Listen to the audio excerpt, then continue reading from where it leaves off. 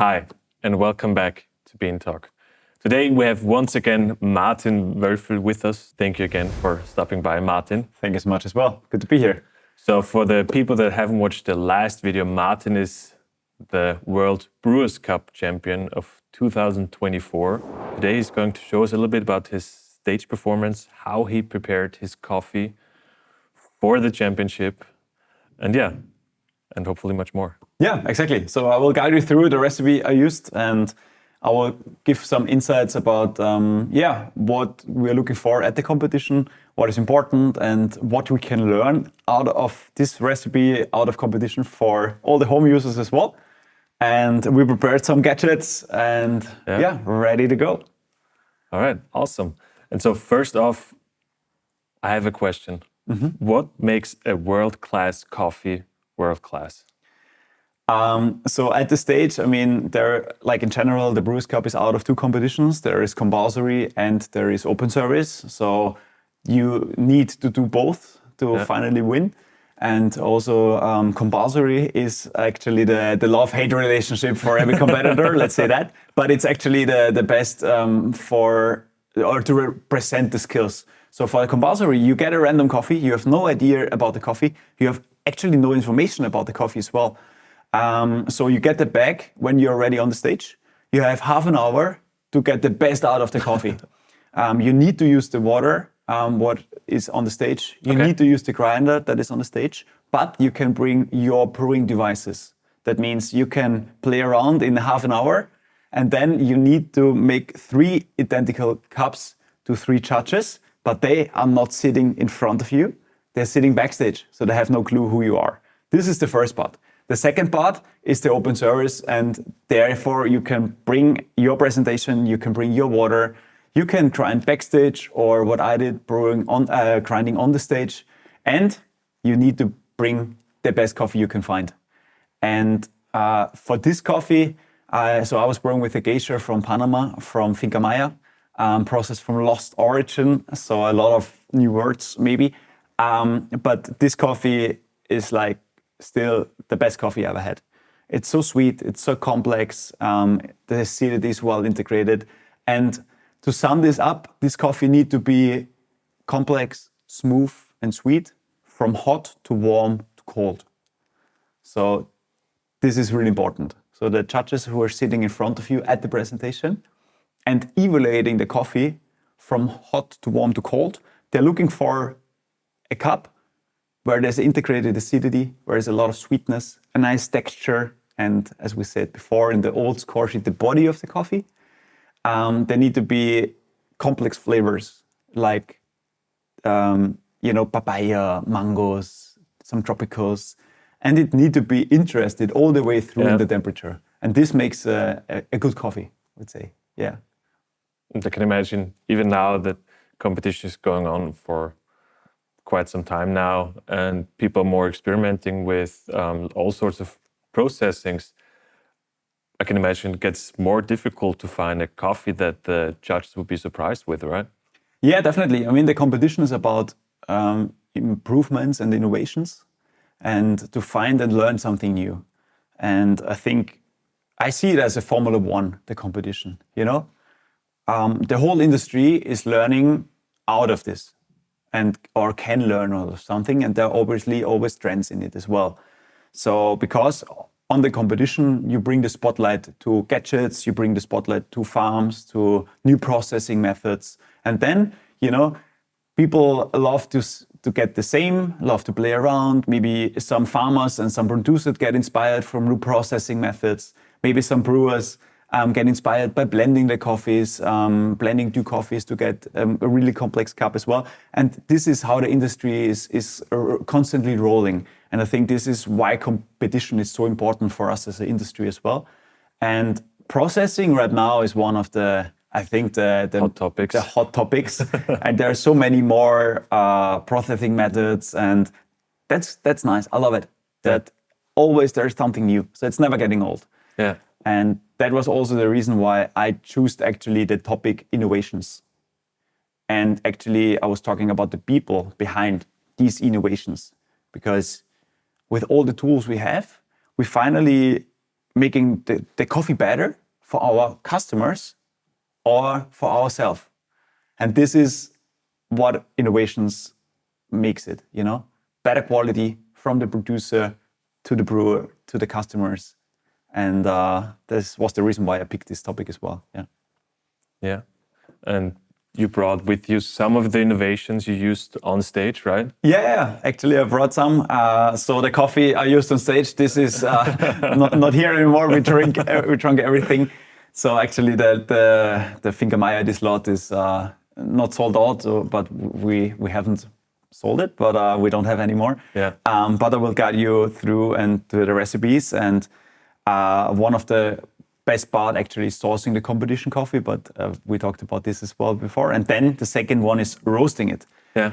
And therefore I brought the sample roaster with me, like the Link, who is the roaster I was roasting my coffee with. And so I roasted my competition coffee in Chicago together with Jerome and Sam and Jordan from Nucleus. Okay. So this sample roaster is called Link.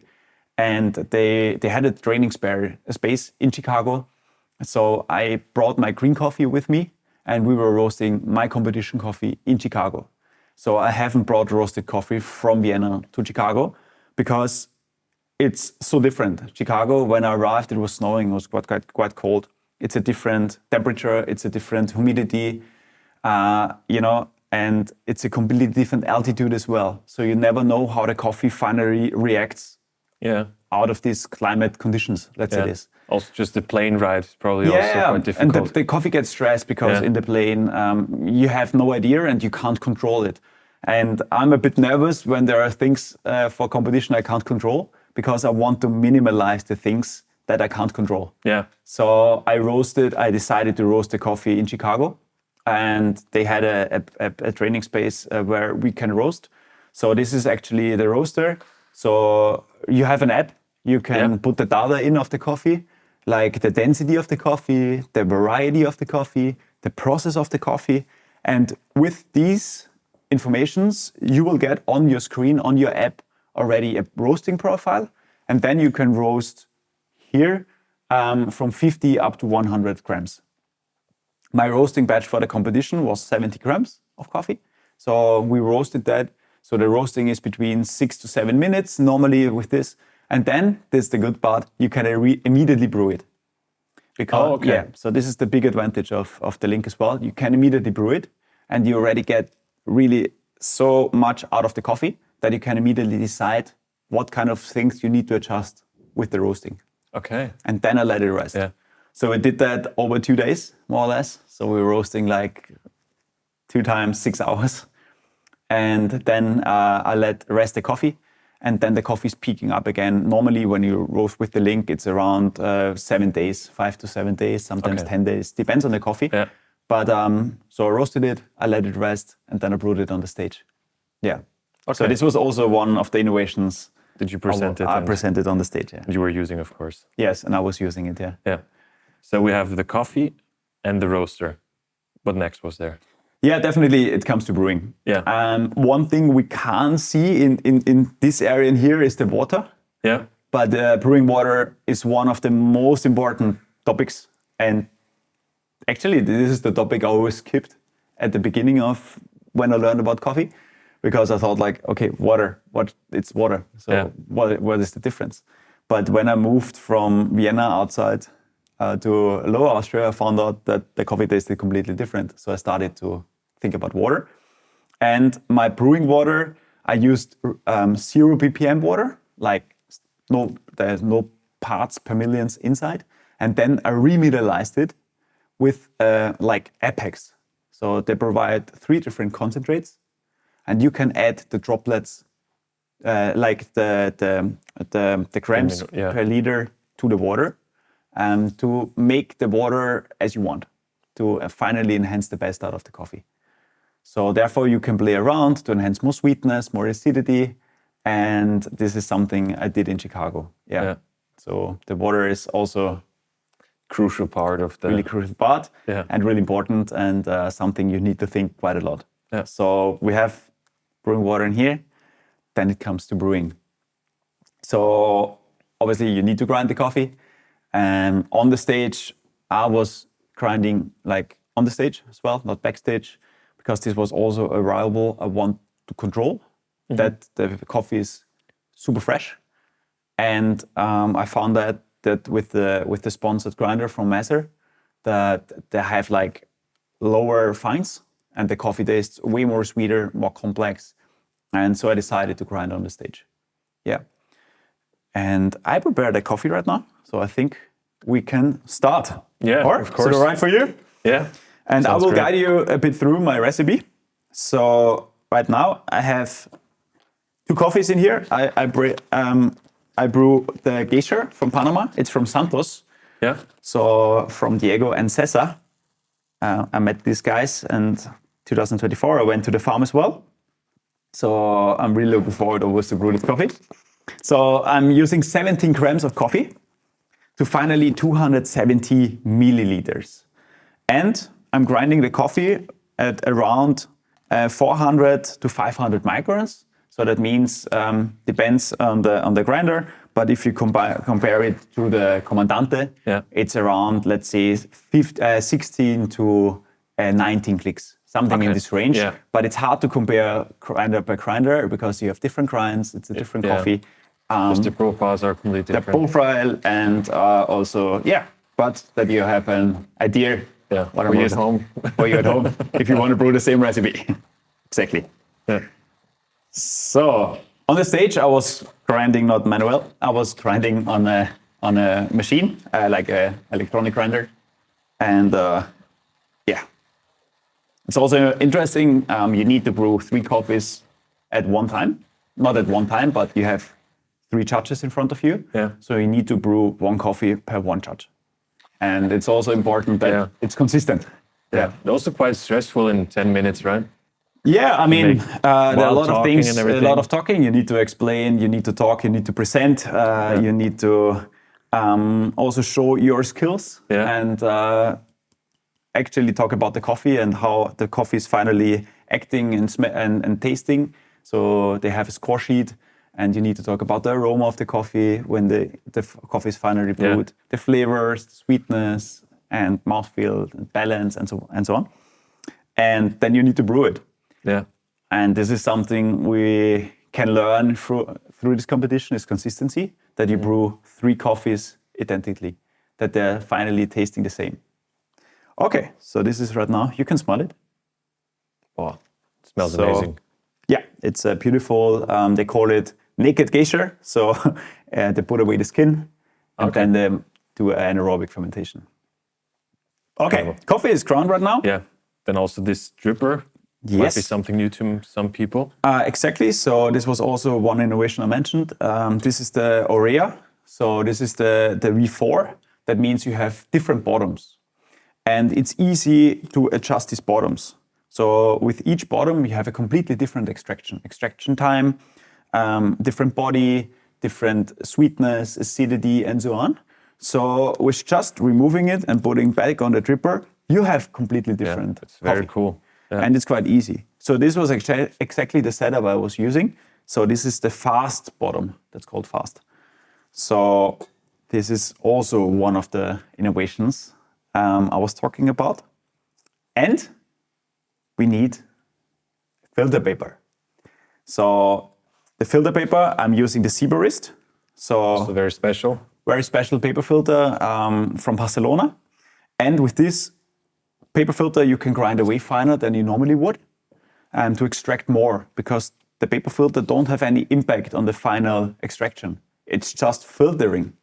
Yeah. So it's super consistent as well. It has 0 bypass, and this makes it easier to brew also consistent cups. It's easy to replicate. And if you brew 3 per side, you need to be identical.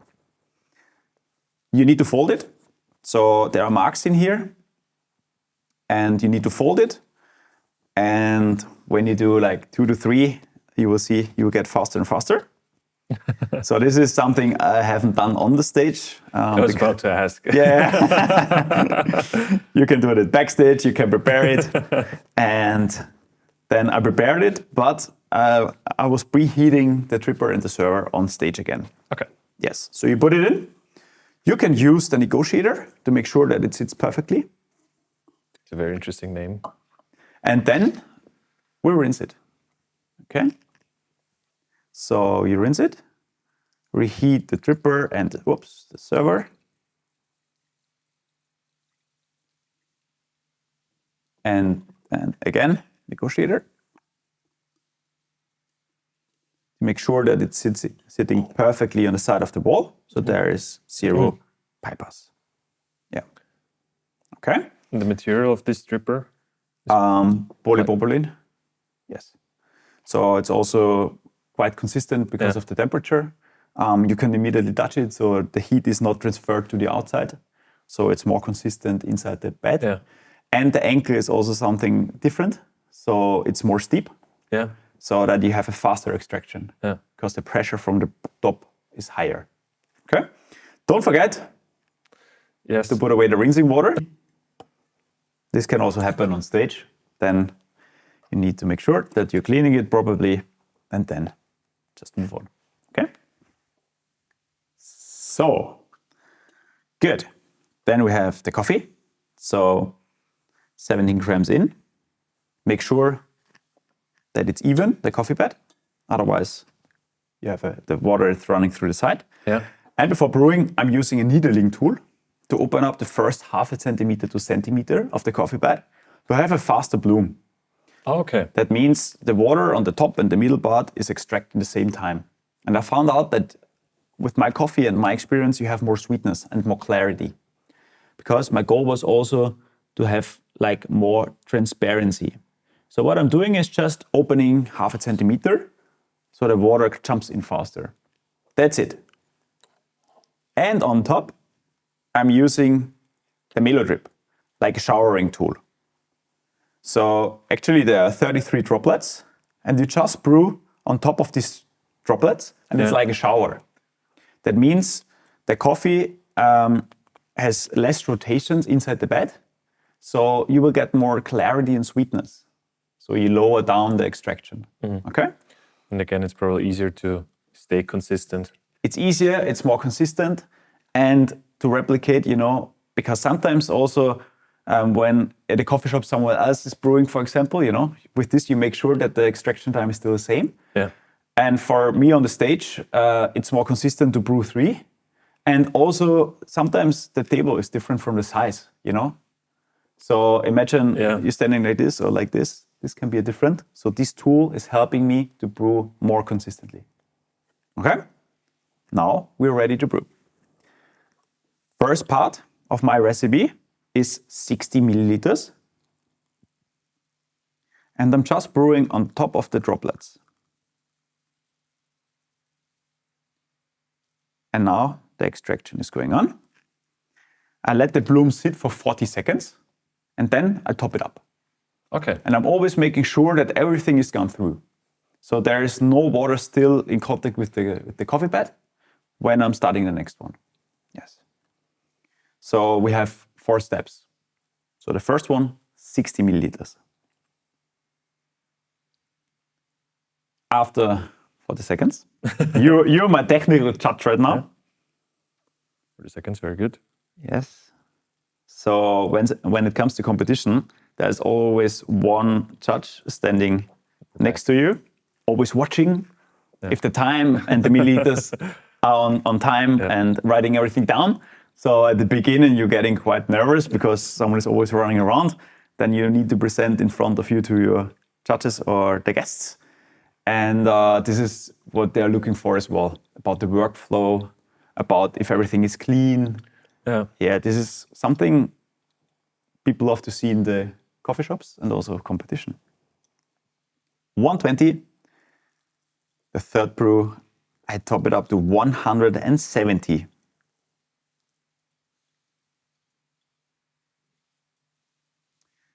So we can also write it down afterwards, the recipe, if people don't want to write down immediately. So this is right now the third. Yeah. And the last one is from 170 to 270. Okay. So this is my fourth step of this. So I start this at 2 minutes exactly. Yeah. And yeah, this is quite a longer brew at the end for more balance and to have like more transparency. I can already notice for you it's much easier to keep on talking while brewing. So this is something I find hard. Yeah, this is something you need to learn. Yeah. And obviously when you are on the stage, you need to present and brew and talk and do everything the same. But you can learn this. This is number one. And the other thing is I used to play drums. So I used to do with arms and my foods different things. Yeah. So, it's a good training for your head. Yeah, now the coffee is nearly ready. So with this one, we are at 250. So it's a bit a longer extraction than the competition coffee. Then just remove it. And what is really important, don't forget to swill the coffee. And what is happening right now at the competition, when the coffee is finally brewed, in the meantime, you ask the judges to write down the flavor profile, like what they can actually get from the aroma. And they write everything down, and then you serve the coffee to the judges, and they can start to evaluate the aroma, so they can actually smell on it. You the one? So you can ask them to smell 2 times or 1 time, and then they write down, and then they see, and then take a note if the raspberry is, for example, really the raspberry, what you described. That means if you describe the coffee tastes like raspberry, strawberry, and mango, they need to see if the coffee really smells like this. Imagine you let them know that the coffee tastes like raspberry, and actually it's just nutty and chocolatey. It's a different experience. Okay. So this is ready. And one more innovation. Yeah. This is actually, these are the 2-way cups. So with these cups, you can drink from 2 sides. So you have like 2 sides, and they're looking different. And actually, the coffee will taste different from each side. And this is because of the flow velocity of the coffee and where the coffee hits the tongue and how the coffee is going through your mouth. Yeah. Because of the speed, but also because of what kind of oxygen is inside the mouth. So the coffee will taste different from each side. And this is matched with colors. So you can choose the color that fits perfectly to your coffee. And this is on top a completely new topic, because the coloring makes an influence on us. So how we actually perceive the coffee. So there are quite interesting studies about that. For example, there is a study, the paper about yogurt. So people were eating the same plain yogurt, but one yogurt was just red and one plain. And everyone said, okay, the red one is strawberry yogurt. It's just of coloring. So you can choose the color due to the profile. Okay, so which color did you choose for your competition coffee? I was choosing the pink one because this was fitting perfectly to the flavor profile of my coffee. But I was not talking about the coloring and the influence on the coloring. I just did a setup. Yeah. Everything was in black, but just the color of the cups were standing for the profile of the coffee. Okay. Yeah. So was a nice experience. Very cool, yeah. Trying to subconsciously. Which one do you prefer right now? Whatever's fine. Okay. So trying to subconsciously influence the judges. Yeah, I think it's not influence, but you give a different experience. Yeah. So and now you have the chance to drink from the white side first. Okay. And then from the colored side. So cheers.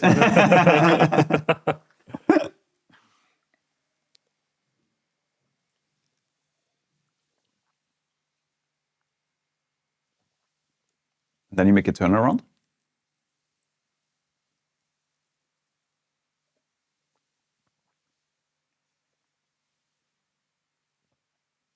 So with the white side, there used to be more, like in general spoken, there is more acidity.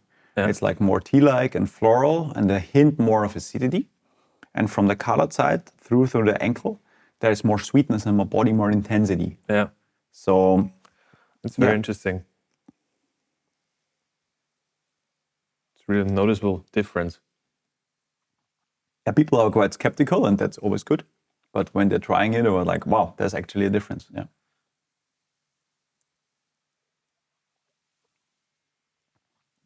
Yeah.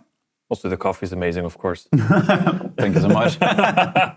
Of course, now you showed us how you prepared your coffee, what tools you used, also talking about innovation. But how do you come up with a stage performance or even train how to, I don't know, get your messages across during the competition? So everything in that case came completely naturally. So at the beginning, when I was thinking about what kind of coffee I should choose, I was calling a friend, so Sam Cora. Yeah. And he came to Vienna, or he was in Vienna, and I met him in Vienna together with Charlotte. And I asked him, like, do you know, like, I'm looking for a new coffee. Do you know something new? Because, you know, after Athens, I want to find new motivation. I want to find something I'm really excited to work on. So I wanted to find a new concept because I love to share the concept of producers. And he said, yeah, there's someone like Lost Origin. And I had no clue what Lost Origin is doing, but I texted friends, the founder of Lost Origin, and said, hey, I got your name through them, and I'm looking for a really sweet cup. It should be really clean and clear. I don't want to have like super powering, heavy fermented coffees. And he said like, yeah, okay, cool, I have something.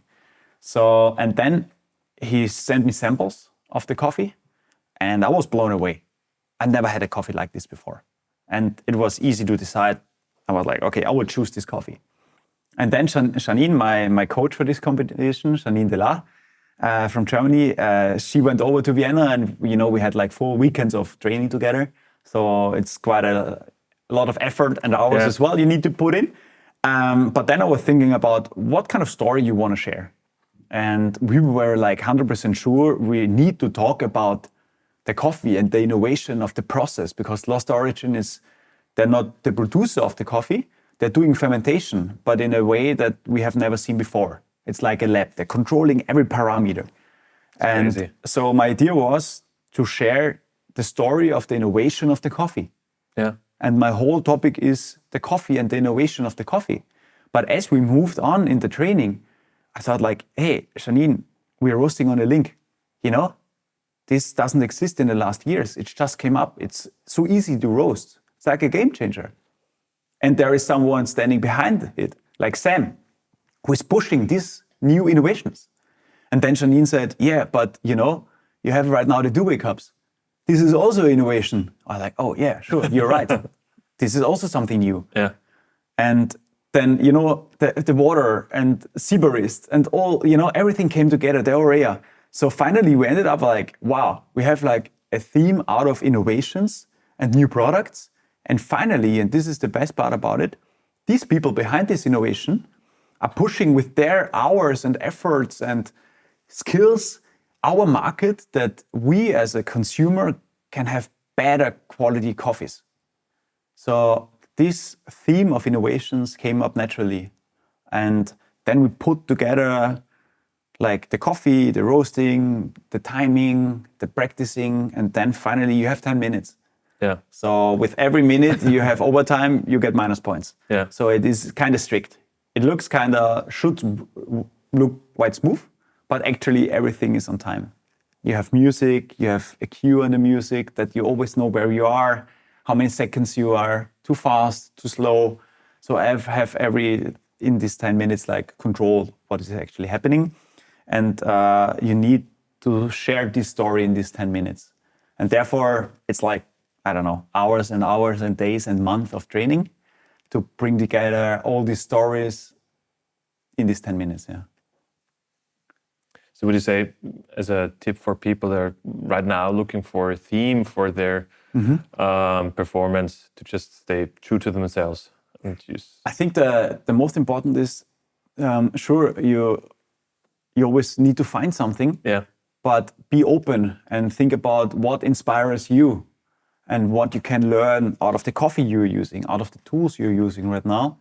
And then I think the best way is like if this comes up naturally. Yeah.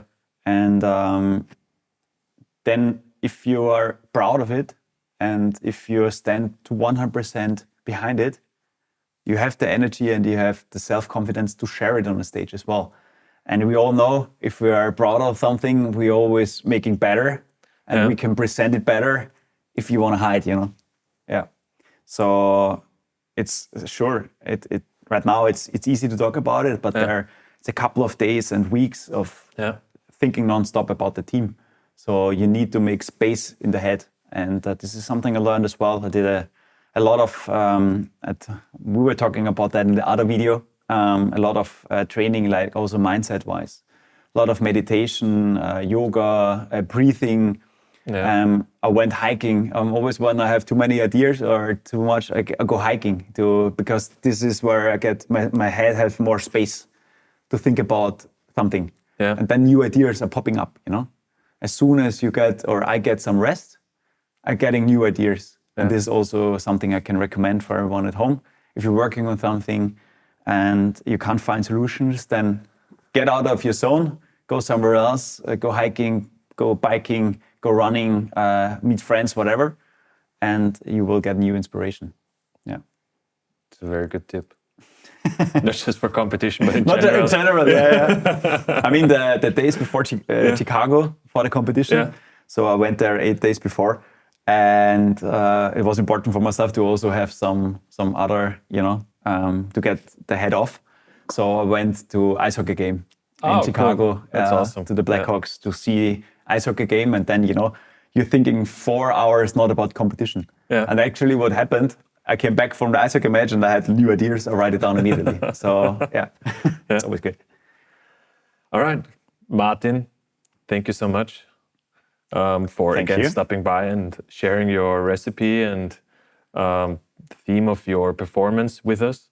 More than happy. If you have any questions, you can ask and write down, or? Yes, of course. If you have any questions for Martin or me, but probably for Martin, then just leave it down in the comments.